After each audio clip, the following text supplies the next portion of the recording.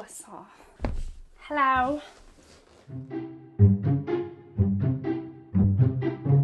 Hey everyone, hi, welcome back to my channel. Today I am going to be talking about the Women's Prize for Fiction and my own personal history with reading the prize, looking at what I've read all the way back to its conception back in 1996. So I'm excited. I'm excited to maybe change my opinion about the Women's Prize and I don't know, like my own relationship with the Women's Prize, which is complicated, and I'm sure that we'll get into it in the meat of the video. But mostly, I just want to say hello to all of you. For those who this is your first time on one of my videos or in watching one of my videos, then know that I'm Shelly. I love books and reading. And if you are enjoying the video, maybe stick around. Maybe watch a couple more. Maybe subscribe. But please like the video if you are enjoying it. And let's go ahead and get into the meat of this video. 1996 is when the Women's Prize for Fiction started, and it started with a 20-book long list. Now, I have read nothing from that initial year, but you just move up one year to 1997, and I have this waiting to be read on my shelves, and it is by Anne Marie MacDonald. It is Fall on Your Knees. This is following a family in Nova Scotia that has a lot of secrets. It is a multi-generational family saga following four sisters and the drama that surrounds their family. Another Canadian that I have read from was shortlisted this year, and it is Margaret Atwood's Alias Grace. I read Alias Grace a couple years ago. It is about a woman on trial for murder. She murdered the patriarch of the family that she was working for, and his housemate. I forget his the woman who runs his house, the housekeeper, I think. So she was involved in the murders, but they're trying to drill down into whether she was sane during the murders or whether she had gone insane. Because if she had gone insane during this act, then she could have a very different outcome than if she was in her right mind while committing the murder. It is set a few hundred years ago, and Margaret Atwood's writing was very beautiful. I kept reading. I got to the point in this book where it started to feel like a bit of a slog, and I kept reading. And I thought that at the end we would get the reveal, the big reveal as to whether Grace was herself or whether she had gone insane. And because I had become so focused on knowing the outcome, when the ending ended up being more ambiguous, which is probably good to go in knowing it's ambiguous, because if I had known that, I might have DNF'd it, to be honest with you, or I might have found a different reason to keep reading. So when the ending was left more ambiguous, I remember feeling very disappointed because I had worked myself up to really getting to the end of what felt like a bit of a slog for a satisfying reveal that never came. So just know that. But otherwise, I haven't read anything else from the 1997 long list. 1998, I have read nothing from 1998. I didn't finish my thought, and I didn't end up saying it either. In 1999, I have this book that was longlisted. It is the famous Hilary Mantel of Wolf Hall's Hilary Mantel, her book, The Giant O'Brien, which predates Wolf Hall. This is about a doctor becoming obsessed with the remains of the mythical Irish giant O'Brien. And I actually read the shortlisted book, The Poisonwood Bible by Barbara Kingsolver, which tells the story of this southern family moving to the Congo. This is set, I think, in the 1970s, somewhere around there. Anyways, this family moving to the Congo. They're from the Deep South, American South, and they moved to the Congo to be missionaries. And there are, I believe, 4 daughters in this family. And the story is told through the chorus of their voices and their mother's voice. Their dad has some issues, and if you read the Poisonwood Bible, you will find out the issues that he has. Each of the daughters has an incredibly distinct voice, and I really loved 3/4 of this book. The last quarter of it seemed to drag. In the year 2000, I've read one book from the long list, and maybe you all have too because it is such a famous book. It is The Girl with the Pearl Earring by Tracy Chevalier, which tells the story of the girl with the pearl earring.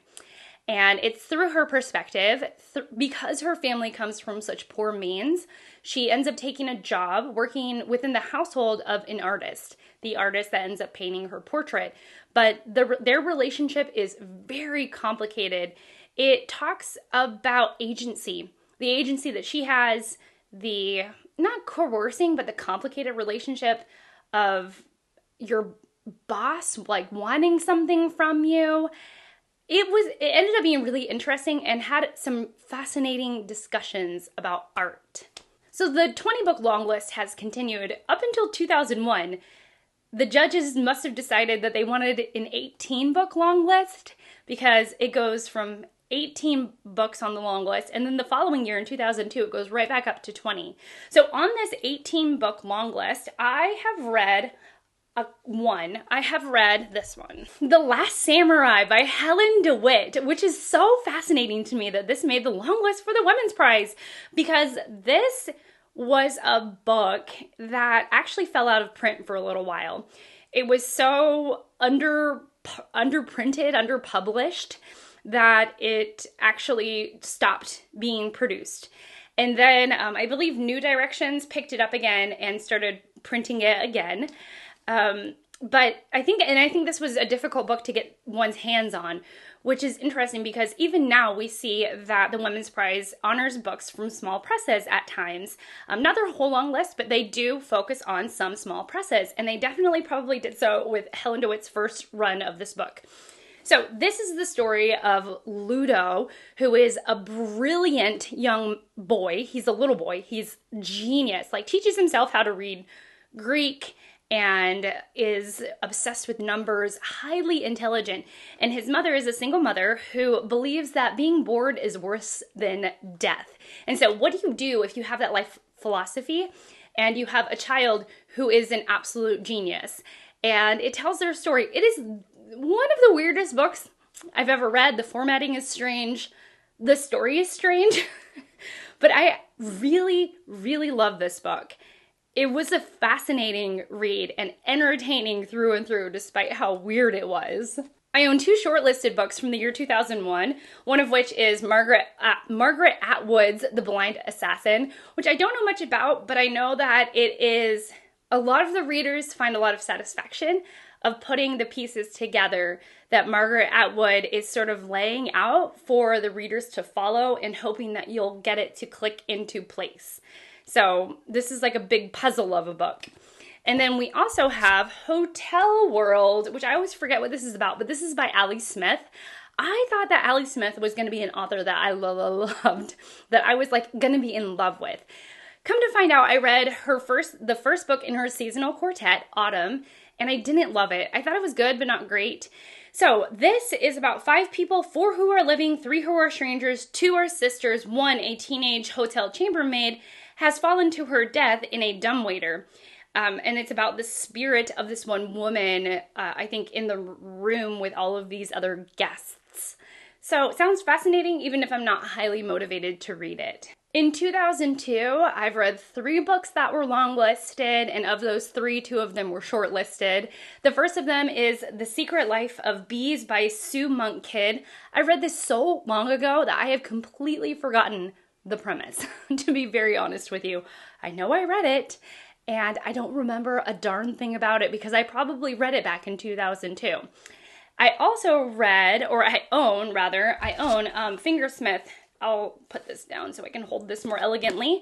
Fingersmith by Sarah Waters. Sarah Waters is another one of those authors that I overwhelmingly thought that her writing was going to be for me. And I read, I read The Paying Guests, which will come up later on this list, and loved it. So I do think that I'll have a very similar outcome when reading Fingersmith.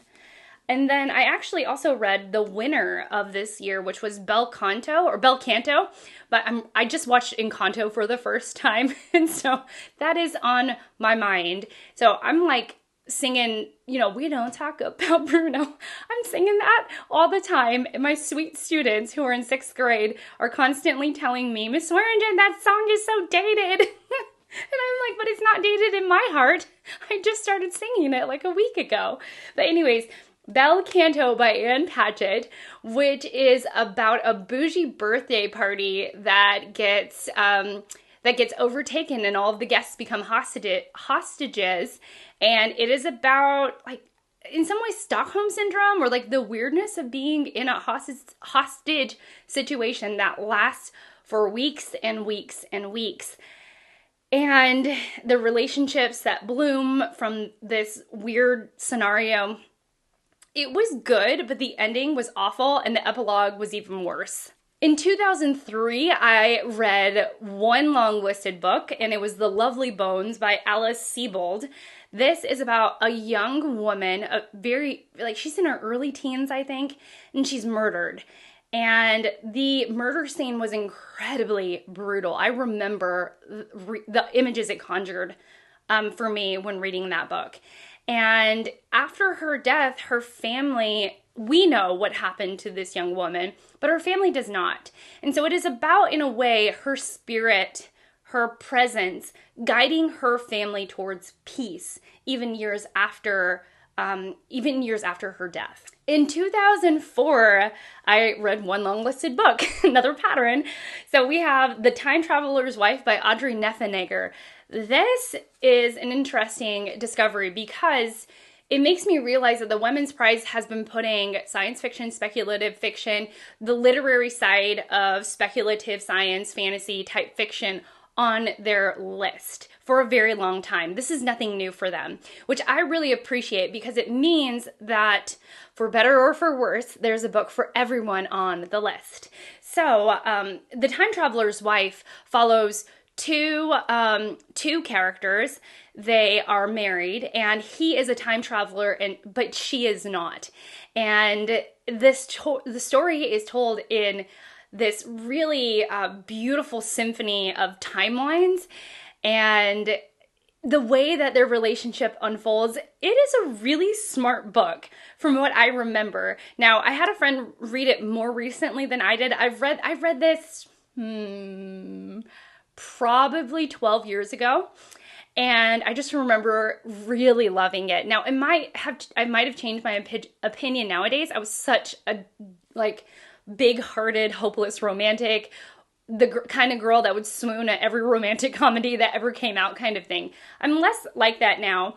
But anyway, so a friend of mine had read it more recently, and she was like, there is a lot of intimate scenes in the book. And so I wonder if I would feel that way. I would sort of feel like the intimacy was overplayed now. But younger Shelley was just so enamored with this book. I just was like, it's the most epic love story of all time. I love it so much. You cannot pry this book from my cold, dead hands. So it'd be interesting to reread it. Okay, we're not going down that rabbit trail even further because we're moving to 2005. I read the Longlisted book. Let me get it. I read the Longlisted book, Case Histories by Kate Atkinson. This follows the very unlikable detective Jackson Brody, who is on a case. And it's wonderful. Kate Atkinson's writing is very much on the literary side, but it is, in a lot of ways, a traditional murder mystery. I love Kate Atkinson's writing. It has a way that just sucks you in, at least for me. And I've read 2 books in this series, and I really love it. Again, I'm just going to reiterate what I said about The Time Traveler's Wife, in that the Women's Prize is always, I don't want to say taking risks, but they're willing to put books that are a little bit unexpected. It's not just a 16 or 20 book list of literary fiction authors. There are coming of age stories, there are murder mysteries, there are some fantasy or speculative fiction on there.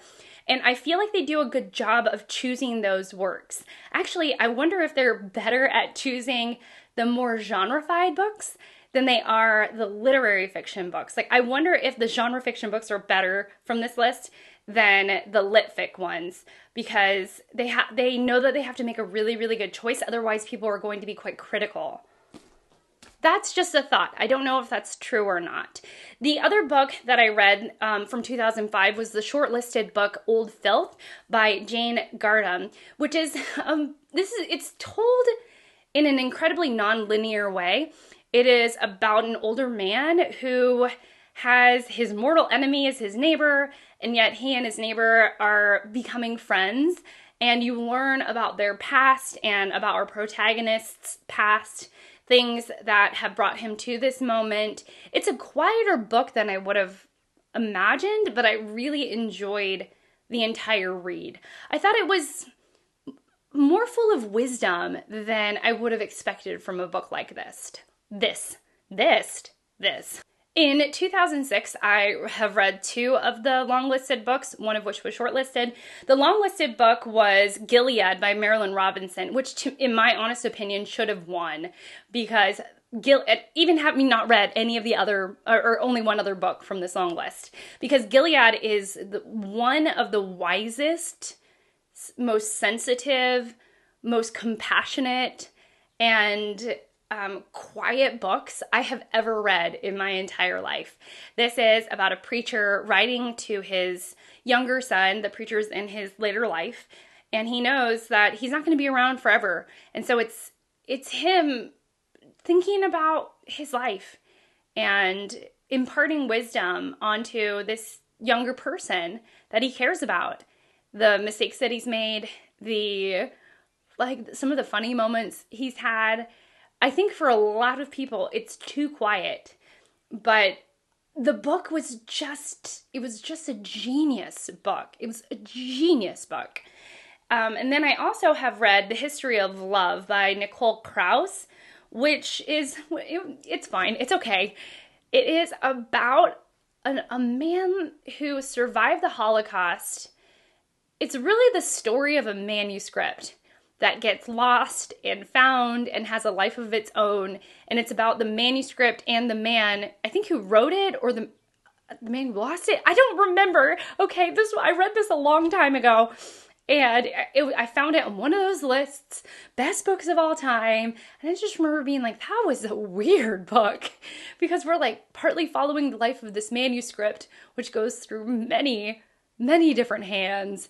And it also converges with a man who survived the Holocaust. If that sounds strange, it is as strange as I remember. It's a strange book. What am I trying to say? It's a weird one. I've read nothing from 2007, but in 2008, I have this on my shelves to read, which is the lowest rated book in all of my to-be-read books. That doesn't bode well for Anne Enright, but this is Anne Enright's The Gathering, which is about 9 surviving children of the Hegarty clan, and they're gathering for the wake of their wayward brother Liam, who has drowned at sea. And I think it's about uncovering family secrets right here.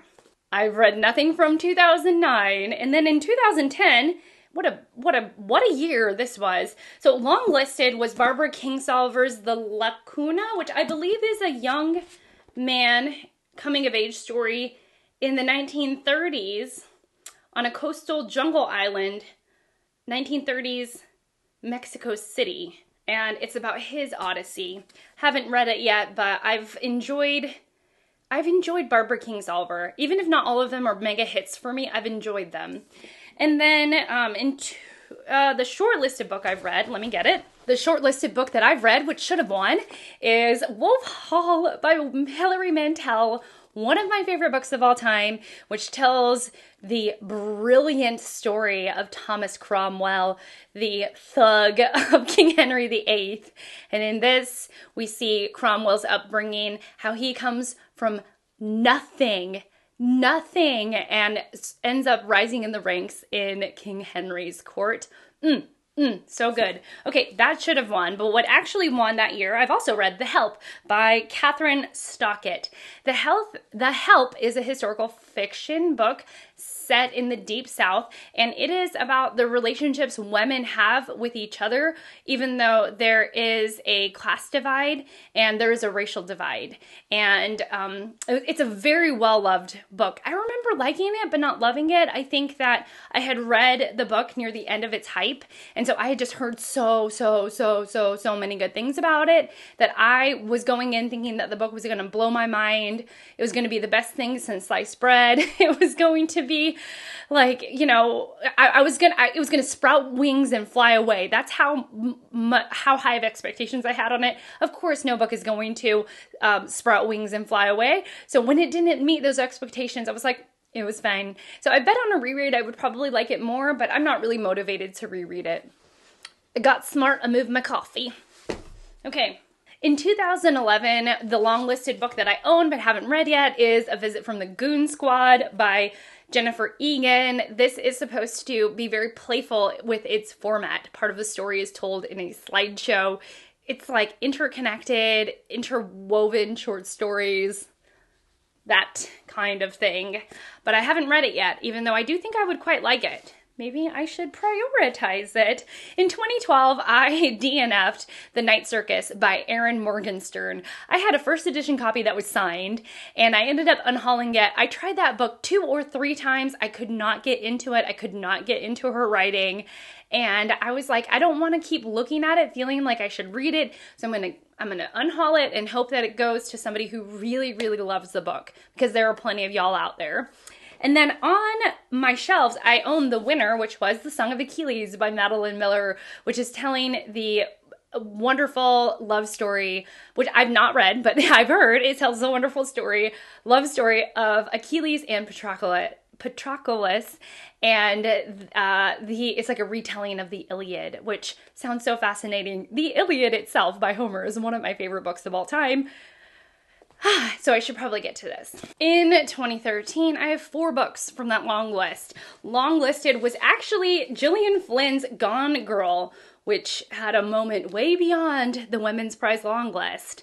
This was probably one of the most popular books of its year. I've not read it. My brother bought it for me for my birthday several years ago. This is probably one of the oldest books on my TBR, and I still have not read it. But again, it goes back to the Women's Prize has always been taking risks with their genre fiction. They do pluck some genre fiction and put it onto the list. And I don't mean, I think it's pretty normal for the Women's Prize to put historical fiction on there, a lot of coming-of-age stories, a couple of contemporary works, and then you get something like a murder mystery, a thriller murder mystery, and what do you know, it was like one of the most popular books of its year. So makes me like want to pay attention more to the more obscure, outlandish choices on the list, because I wonder if they're going to be pretty good. Okay, also from 2013, I have read, on the short list, was it Bring Up the Bodies by Hilary Mantel. It should have won, because this is the second book in the Cromwell series, and it is telling the story of the fall of the infamous Anne Boleyn. It's so good. It's one of, I think I like this one the most because it has, like, the last third of the book, it is going so fast. It is so intense that I couldn't help but just love the way that it was pulling me through the story. And then, let me think. I also have read Where'd You Go, Bernadette by Maria Semple. Did not love that book at all. Most of it tells the story of Bernadette, who is, she's an avant-garde artist who has had some success, and then she becomes a mother, and she goes missing. And it's told in correspondence, text message, letters, emails, court documents, all this stuff. And you're reading it and getting a picture of who Bernadette is. And near the end, all of that is dropped in order to just tell the rest of Bernadette's story. And I felt like I wish that Semple would have just done the thing, would have told the whole story in correspondence. But I think that she couldn't figure out how to make it work. And so she just turns it into like a third person narrative, I believe, for the last quarter of the book. And I was like, it seemed like a cop-out to me, because what I was really enjoying was the correspondence and the wittiness of it and piecing it together. And then I feel like she phoned it in near the end. Overall, I mean, I enjoyed it, but I didn't love the book. And then the last book that I own from the shortlist but haven't read is Life After Life by Kate Atkinson again, which is her big, massive literary fiction, historical fiction novel. Literary historical fiction novel, which made a huge splash. I feel like everyone's read it but me, and I hope to read it soonish. Again, I have 4 books from the 2014 long list. The first that was longlisted was The Luminaries by Eleanor Catton, which is a mystery, speculative fiction, historical fiction book that is talking about some missing gold and a murder that happened during the New Zealand gold rush. It is a phenomenal book. And again, it probably should have won. Let me just tell you that for sure. I'm looking at my notes. Okay, this is just a plotting wise, it's so genius. Okay, so again, another book that is sort of off the beaten path, a little bit of a weird choice for the Women's Prize, and I feel like it just worked spectacularly. As I'm getting distracted to pull my next book, one of the books that was shortlisted that I've read is The Goldfinch by Donna Tartt. This is about Theo. I always remember his name because my husband's name is Ted, but Theo, who gets a hold of this incredibly famous painting. It is about the obsession with art, the how we deal with trauma in our lives, and I love that the morality, I feel like the whole time you're wondering, is Theo going to turn into this awful, wretched, horrible character that deserves like death, destruction, and misery beyond the grave? Or is he going to actually turn out to be like a pretty upstanding guy? And it feels that dramatic as you're reading it, because there are these moments where he gets in with the wrong crowd and then he maybe saves himself from it, or that he seems like he's going down the wrong path and then you're like, no. So it's a great book. I love its connection to art and the way that Tartt discusses art. It's just a really good book. Then I also read a book that was shortlisted, which was Burial Rites by Hannah Kent. This I don't own. I own it on my Kindle. This is has a very similar vibe to Alias Grace, because you know that the main character, it's set in Iceland a couple hundred years ago, and she definitely was involved in the murder of a man that she may or may not have been involved with, and you don't know to which extent she was involved in this murder. And so she is going to be sentenced to death, and as she's waiting for her sentencing to play out, or she is sentenced to death, and that's not a spoiler, that's like at the beginning. And so as she's waiting for her sentence to play itself out, waiting out the last days of her life, she's waiting with a family, and with this family, in a lot of ways, she's confessing her story, what happened, and it ends up being a lot more nuanced than one had originally thought, or that the townspeople in the family really originally thought. And I thought that this was so much more satisfying. It was shorter. The pages were shorter, less of a slog, a lot more snappy as it went along than Alias Grace. It's like it hit all those same notes of dark tone and uncertainty, and was she in her right mind when this murder happened, and to what extent was she actually involved? But all of your questions are answered. And so I felt way more satisfied at the end of this read, The Burial Rites by Hannah Kent. And then I have one book that is on my TBR that I own, and it is Americanah by Chimamanda and Ngozi Adichie. And this is, I don't really know, I think this is a Nigerian woman comes to America and starts living life there. It says, young in love, they depart the military-ruled Nigeria for the West. Beautiful, self-assured Efemula heads for America, where, despite her academic success, she is forced to grapple with what it means to be Black for the first time. Okay, I did not know that was what it was about, but that's what it's about. Have not read it yet, and yeah, it was shortlisted in 2014. If the angle changed ever so slightly, it's because I had to change my camera battery. So we've made it to 2015, and from the shortlist, I have read The Paying Guests by Sarah Waters, which I have previously mentioned. This is the story. It's set in 1922, and it is about a young woman and her mother who have lost. The young woman has lost her father, her mother's husband, and they are living in a house they can no longer afford. And so they have to sublet part of their house. But it's, back in 1922, they don't call it subletting. They call it, they have paying guests. They have people staying in their home. And the book takes a really interesting turn. Relationships are formed. A possible death happens. And it is great. It was so gripping and just a phenomenal read. In 2016, I have read a couple of long-listed books, one of which was I Am Lucy Barton by Elizabeth Strout. Now, this is the first book in her M-Gash series.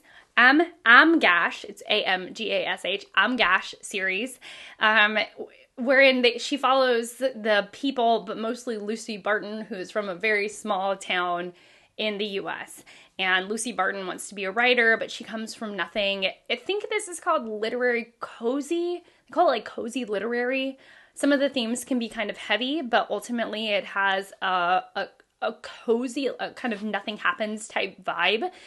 I think that this is actually the weakest in Elizabeth Strout's series, Am-Gash series. I've read all of the books. I've read all the way up to Lucy by the Sea, but I have not read Tell Me Everything, which is bringing a bunch of the Lucy Barton and Olive Kitteridge, the Elizabeth Strout universe together. So, and actually unpopular opinion, or maybe popular opinion, not really sure, I think that they shouldn't have long-listed Elizabeth Strout's new book, because contextually, I believe from what I've been hearing, is that you need to have at least read a couple of her previous works to fully understand and appreciate Tell Me Everything, which is not fair, I don't think, to readers. And you could have just chosen a book that's not the fifth book in a series. Just saying. I also have read A Long Way to a Small Angry Planet by Becky Chambers. I had no idea that Becky Chambers was longlisted for the Women's Prize. This is a cozy science fiction book.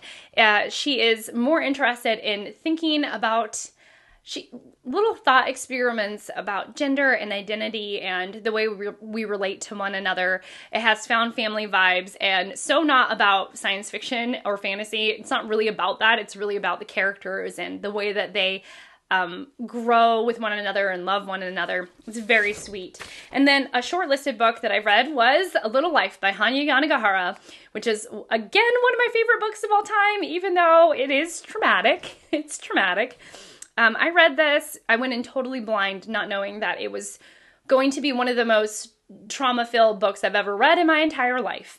But it's following four friends who, we end up focusing in on Jude, who is probably this picture depicted on the cover. And Jude has the most horrific backstory I've ever read. It's awful, it's horrible, it's traumatic, it's brutal in every sense of the word. However, Hanya Yanagihara tells it in this incredibly cinematic way, which sometimes works, and sometimes the images that have been conjured because of her writing have just stuck with me for the rest of my life, because it is that intense.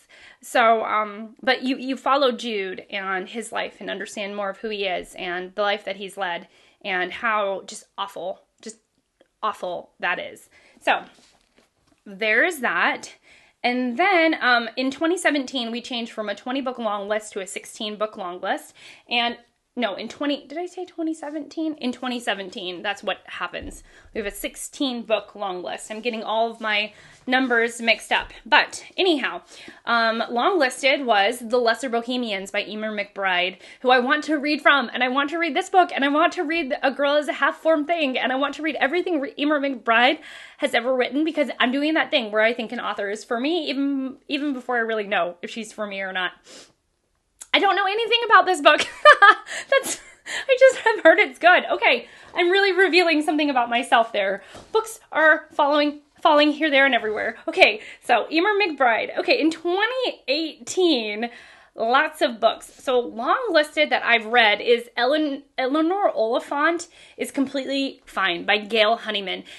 I had heard a lot of hype about this book, and so I went into it with, guns blazing, hoping that it was going to be great.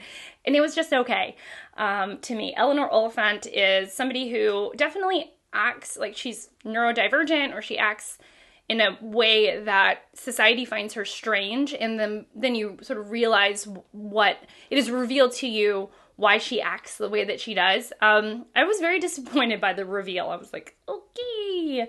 The other Longlisted book that I own but haven't read is The Ministry of Utmost Happiness by Arundhati Roy. I've heard that this is a phenomenal book. I think she's braiding together a bunch of lives and characters, some from Old Delhi and an Indian subcontinent with cramped neighborhoods of Old Delhi and the roads to the new city in the mountains and the valleys. And she's just taking all these characters and putting them together. But really, I've heard that she is a sensitive, incredible, amazing, fantastic, wonderful author.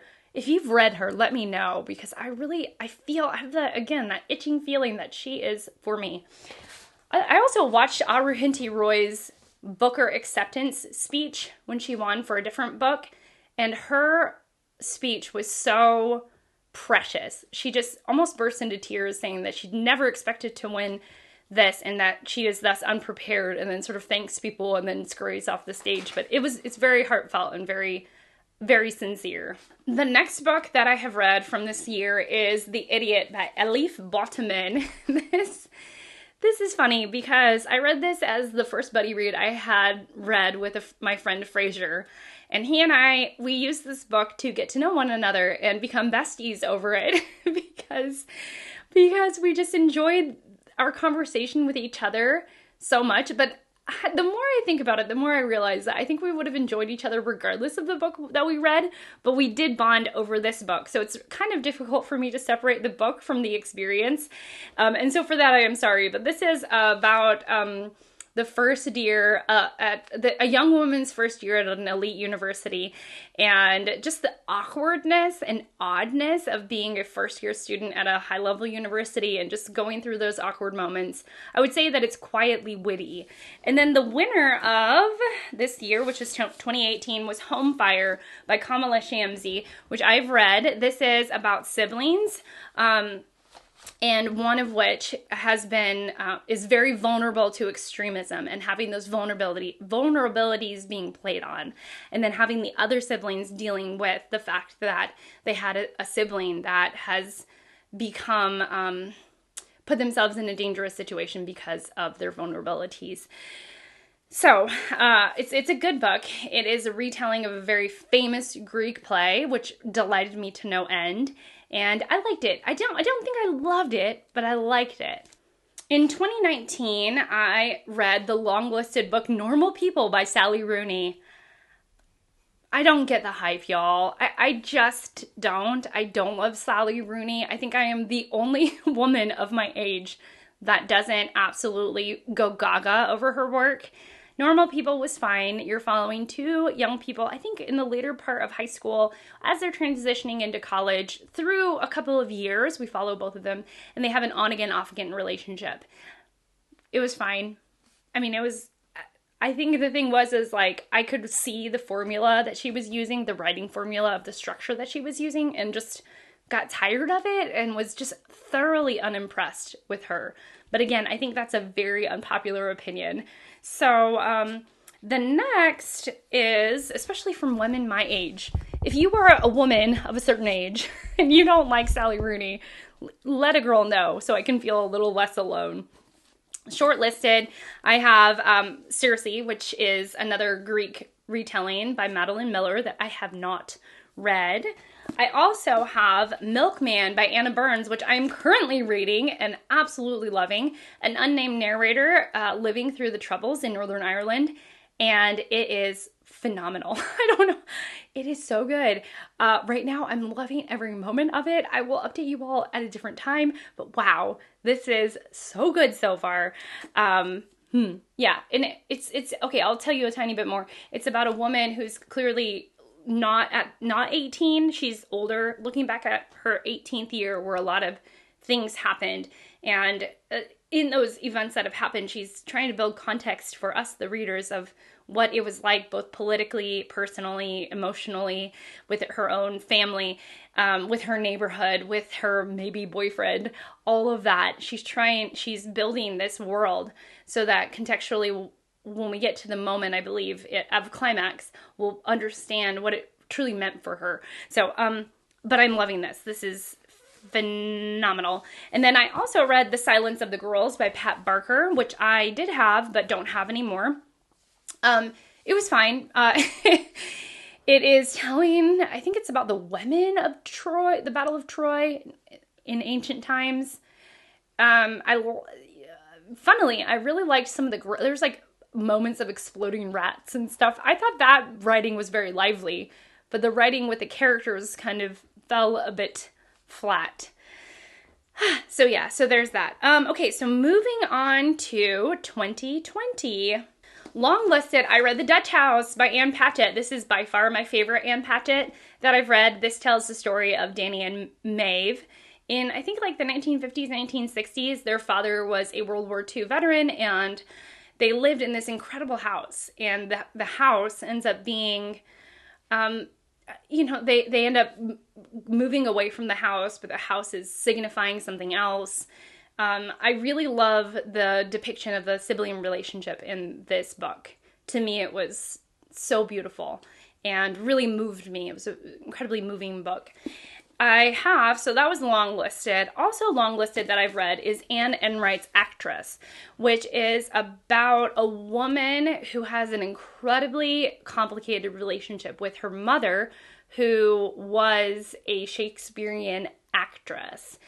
And it is a really, really fascinating book. I actually read Actress, and then it made me want to pick up more Anne Enright, and so I picked up The Gathering. So we'll see which one I actually like more, but Actress was a quiet book. Not a lot happens, but I felt like it was so deeply looking at the relationship between mothers and daughters, especially when it is extremely complicated. And then the last long-listed book that I own is, Red at the Bone by Jacqueline Woodson. Now, I thought this was a young adult book for a long time. It is not. It's very short. I should probably get to this soon. Don't know much about it, to be honest with you. Two families from different social classes are joined together by an unexpected pregnancy, and the child that it produces, I was going to say procures, but no, it produces. It opens in 2001, and we're set in New York. And then it goes back in time. Okay, know a little bit more about it. Don't know when I'll pick this up. I like the colors quite a bit in the book. It's really pretty. And then let's think. And then I also read the shortlisted book, which should have won. A growing theme, which was The Mirror and the Light. The Mirror and the Light by Hilary Mantel, which is the conclusion of Thomas Cromwell's story, which is just amazing. Wonderful, amazing, spectacular. The writing is gorgeous. I just love Hilary Mantel. From 2001's long list, I've read two books. The first being Transcendent Kingdom by Ya Gyasi. This is about a young woman. She's a PhD candidate. She's researching depression and the way that our brains function, but she also has a personal relationship with depression. It was really strong. It's a strong book and very sensitive, and has a very nuanced discussion about drug abuse, addiction, depression. It was so much more than I thought it was going to be going in. And then I have read the winner, which is Piranesi by Susanna Clarke. Yet again, genre fiction, phenomenal genre fiction. It's so good. It's so good, but it's also so polarizing. I know so many people who hate this book. Like, they read the first page and they're like, nope, not for me. The best tip that somebody gave me was try and really envision the space that she's creating in the book, because it's all about this labyrinth, this home that is large and seemingly unending, and these statues and the way that the space is being worn away at. It's really good, and it does this beautiful thing where it's a little bit of like 1 foot in the real world and 1 foot out of the real world, and because she's playing with that line, which is what she does in all of her works, Jonathan Strange and Mr. Norrell is like that.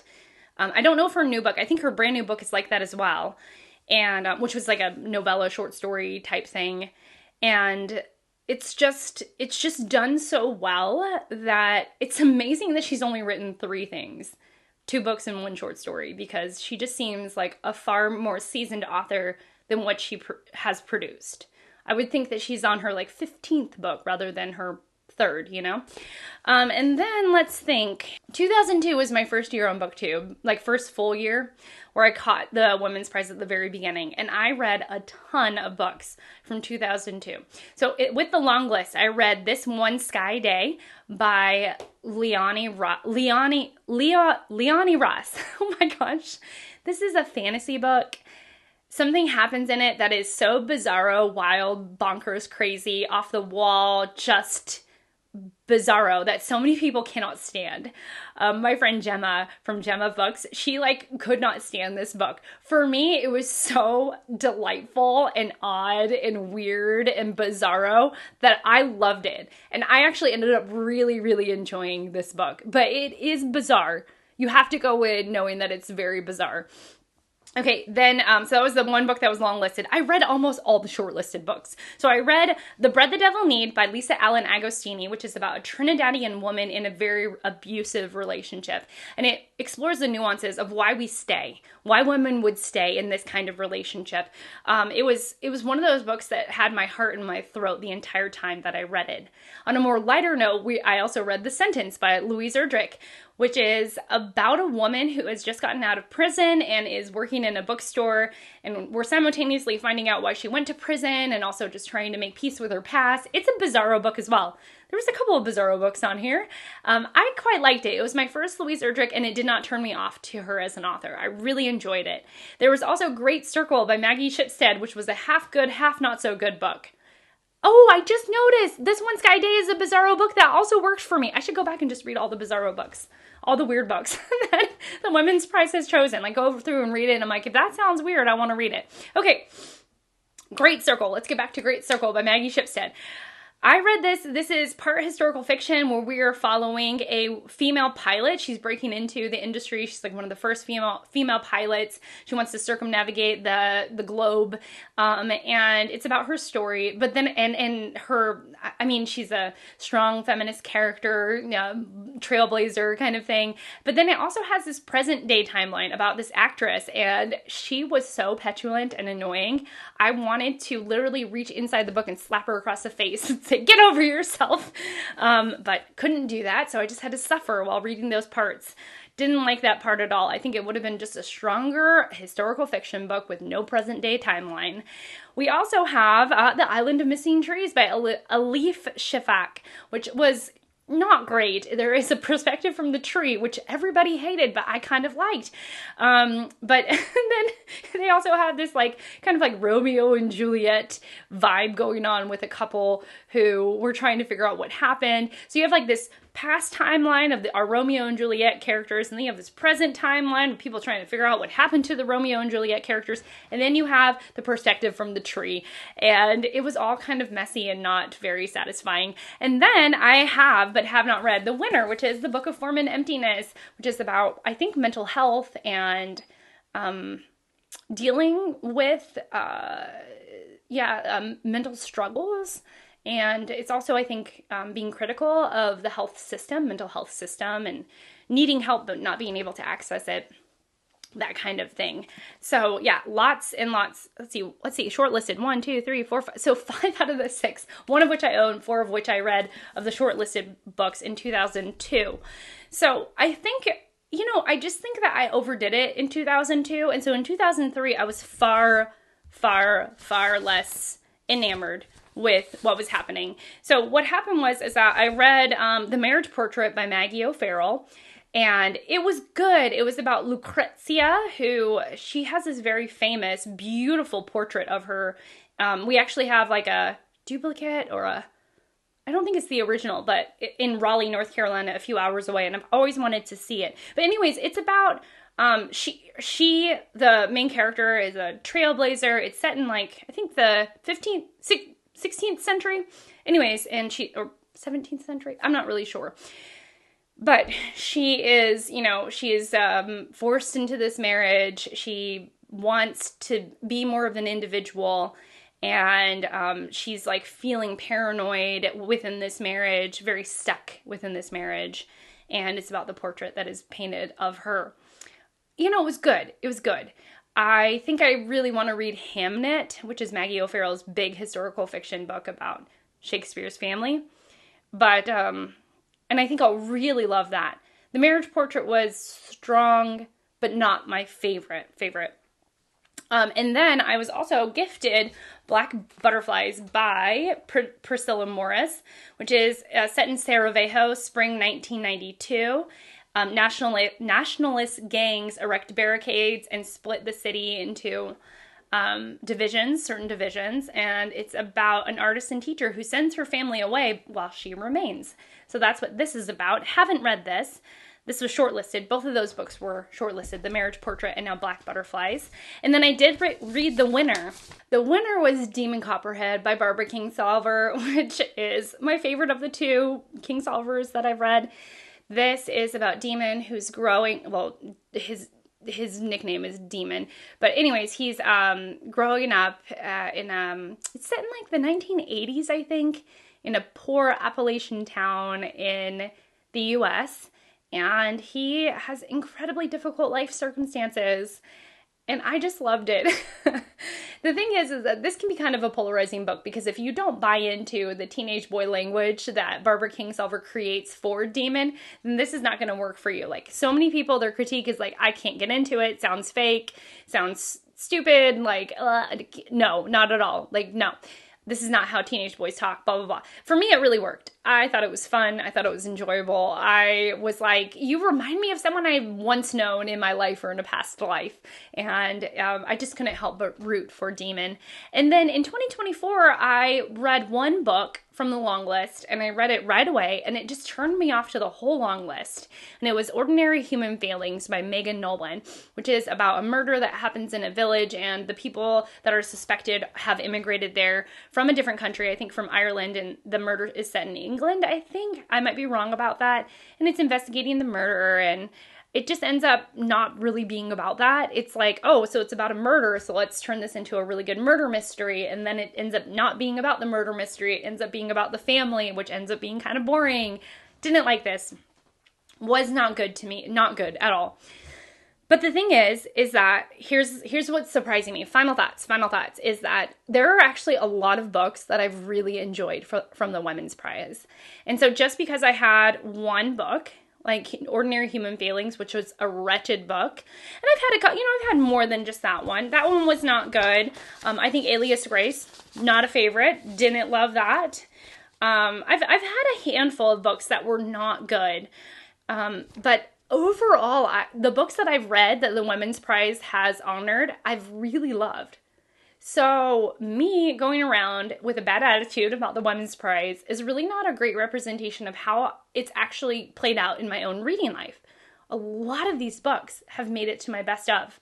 And I think that maybe my strategy moving forward should be that if a book is not working for me, from this list to DNF it and move on to something else. Also, to try more books that are incredibly weird, because it seems like they really know how to choose a weird book.